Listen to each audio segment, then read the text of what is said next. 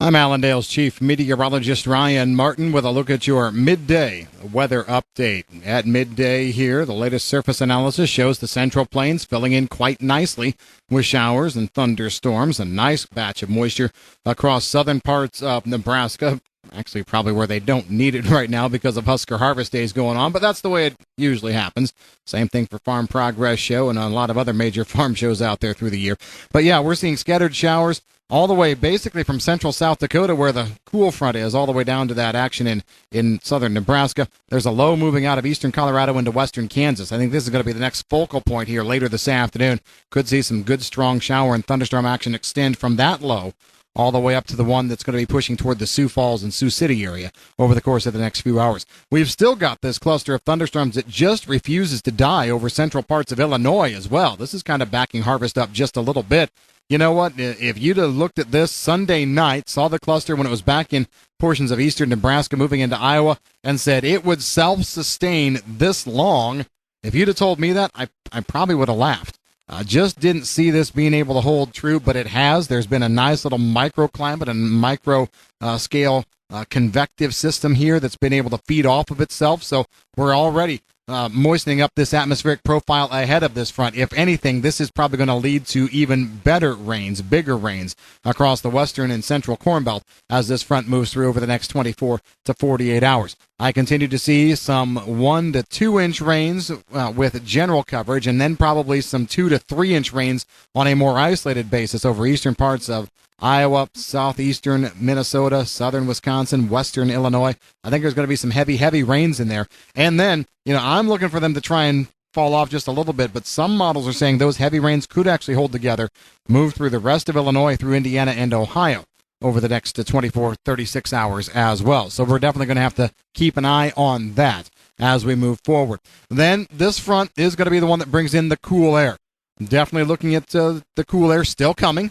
No doubt about that. I just completed an update to the frost maps, and if you want the latest on the frost, make sure you tune in to Allendale's webinar series here tonight. We'll be going through this in detail, and Rich Nelson also talking about what it means if we see frost in certain areas, kind of doing a state-by-state breakdown, so good information there. But I just completed my latest look at the frost maps.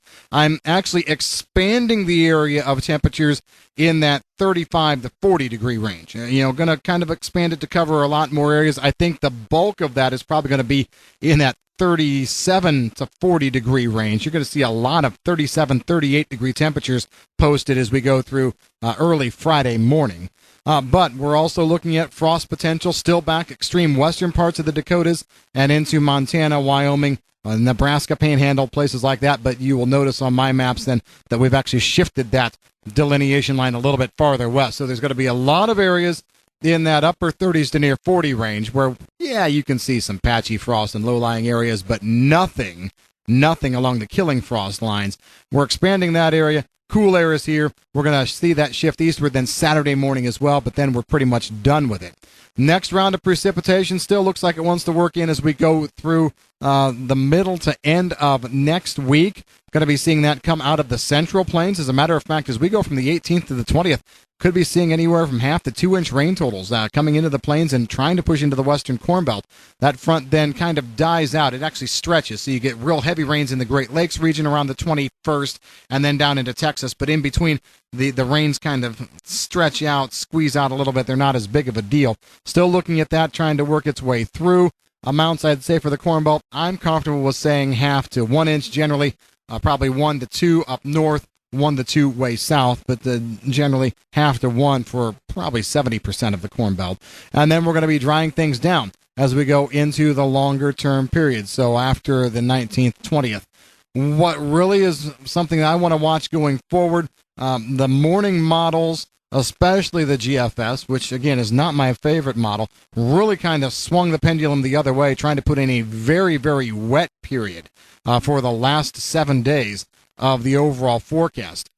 I don't think that's quite the right way to go. I think that's probably too wet. It's overzealous. But let's just say for giggles that if it did want to happen that way, you know what? For all the talk about frost and the way the markets reacted to that, if you want to look at something that could really impact the overall crop here late in the season, you put together 7 days of heavy rain. And that's a story right there. It impacts harvest. It's going to impact test weight. It's going to impact finishing out some of these beans. So to me, this could be a bigger story. I want to reiterate, our forecast here stays the same. My look at things stays the same. I'm still looking at a drier period going into the 21st through about the 25th. But we're seeing some model disagreement here. I think that overall the deep trough that the GFS tries to dig in is probably way overdone. This is not something that we see this kind of pattern develop with until later on in the year. We're talking November, December. It's the kind of pattern that if it were to be developing a snowstorm, yeah, we'd be getting the Corn Belt hammered. So I just don't like the way it's coming together. I'm reserving judgment right now, but I am going to poke that up on the overall picture and say, hey, look, if we want something to talk about in terms of problems, let's talk about the potential for rain late this month versus anything else. At this point, though, the forecast stays the same. Nearby, yep, cool air, but frost and freeze seems relegated to just a few outlying areas. Watch the tropics very closely as well, heating up. Looks like we'll have another tropical system trying to meander into the Atlantic over the course of the next week or so. Got some subtropical moisture, if you will, coming in along the East Coast, and the Pacific still looks very active. You know, we had Norbert just a few days ago. I'm seeing another system trying to come up Baja California around the 19th into the 20th. That could throw more moisture back into the desert southwest and increase chances for better moisture over the western part of the country in general. That's what we've got in your forecast. If you've got any questions, give us a call at Allendale. I'm Chief Meteorologist Ryan Martin.